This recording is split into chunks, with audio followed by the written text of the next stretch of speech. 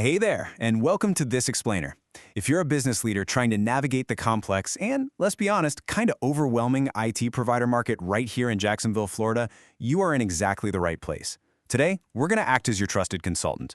We want to bring absolute clarity to the managed IT services landscape on the First Coast so you can confidently secure your business infrastructure. Okay, let's dive into this. $5,600. Seriously, take a second and just think about that number. That is the staggering estimated cost of IT downtime per minute for an organization. When your network goes down, you aren't just losing access to your email, you are actively burning capital. We're here to make sure you have the right partner to stop that from ever happening. To get you fully equipped, we've structured a really clear roadmap for us today. We'll quickly run through Jacksonville's tech landscape, common IT pain points, decoding managed IT services, industry-specific IT compliance, some top-rated local providers, and finally, how to actually choose your IT partner. All right, first up, Jacksonville's tech landscape. So, did you know there are estimated to be between 300 and 500 managed service providers, or MSPs, operating right now across the First Coast? It's a hugely fragmented market. I mean, you've got everything from tiny boutique shops to massive regional players. Making the right choice means cutting through a ton of noise.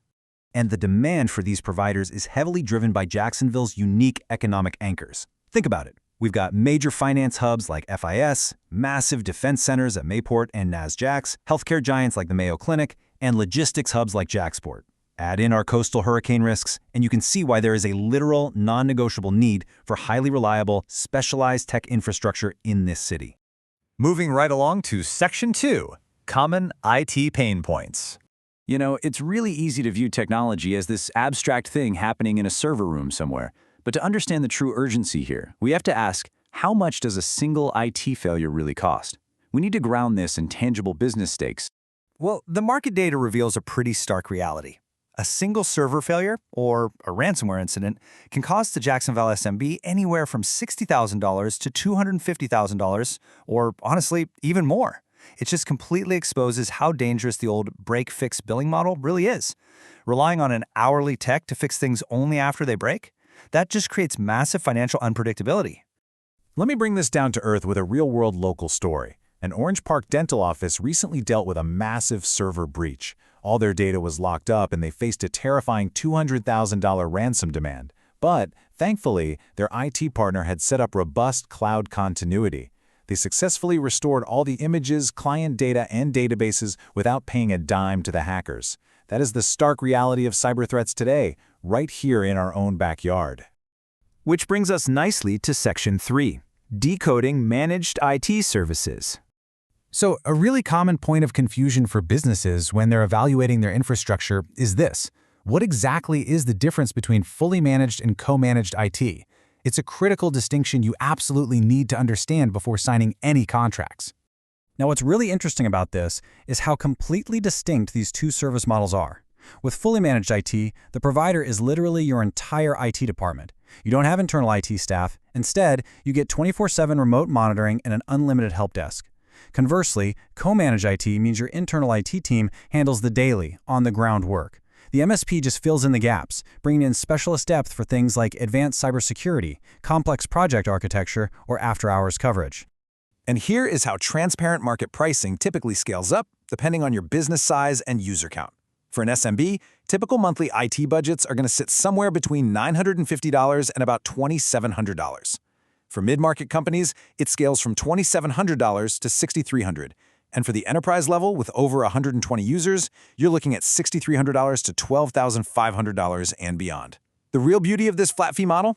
It turns risky, wildly unpredictable IT expenses into a totally stable, predictable monthly budget line item. Let's pivot to Part 4, Industry-Specific IT Compliance. Because honestly, we're dealing with an absolute alphabet soup of regulations down here, all tied to specific local anchors. If you supply the Navy out at Mayport, you've absolutely got to adhere to strict defense frameworks like CMMC and NISTS 101-71 to protect sensitive data. If you're in the healthcare corridor near Mayo Clinic or Baptist, HIPAA is your standard. And for our massive finance and fintech base anchored by places like FIS and Fidelity, you are strictly governed by rules like SOC 2 and PCI DSS. Let's take a quick second to define exactly what we mean here. Compliance is the strict adherence to regulatory standards. We're talking documented access controls, encrypted health info, and audit-ready evidence. Just a quick reminder, compliance is not optional. The right MSP simply must have documented, proven experience with your specific frameworks. Which brings us to Section 5, top-rated local providers. Let's look at some actual top-rated First Coast providers that do a great job balancing high client satisfaction with really deep technical capabilities. Take DPC Technology. They maintain a 5.0 rating, specializing in managed IT, VoIP phone systems, and HIPAA compliance. NetTech Consultants comes in at an awesome 4.9, emphasizing cybersecurity in Azure. And Cyber 904, also a 5.0, focuses heavily as a managed security service provider with a 24/7 security operations center specifically tailored for healthcare. But you know what's really surprising? The incredibly deep, long-standing ties some of these firms have to our local economy. Local roots matter. They really do. For instance, NetTech's original client base actually included the historic Barnett Bank. Meanwhile, iVenture Solutions is a 25-year Jacksonville native. These aren't just vendors, they're established partners that have grown right alongside the city's infrastructure. And finally, Section 6, choosing your IT partner. So the crucial point is knowing exactly what to avoid. You've got to watch out for these critical deal breakers. If a provider doesn't have a 24/7 network operations center, or if their contracts are vague and completely lack guaranteed service level agreement response times, or if they refuse to show you their cyber liability insurance, or don't have a tested hurricane disaster recovery plan, run the other way. Those are massive red flags. Instead, you've got to empower yourself as a highly informed buyer by asking some very concrete questions. Seriously, ask them. What is your guaranteed remote response time? Can I see your last 90 days of customer satisfaction scores? What is your exact escalation process for a 2 a.m. critical incident? And finally, do you have documented compliance experience in my specific industry? Do not settle for vague answers on any of these. Which brings us to the end of our explainer, and I want to leave you with this somewhat provocative final question. Is your Jacksonville business truly protected against downtime and cyber threats? I mean, really protected. I urge you to evaluate your current setup today. Take the knowledge we've discussed, ask the tough questions, and take immediate action to partner with an IT provider that's going to actually secure your company's future. Thanks so much for learning with us today.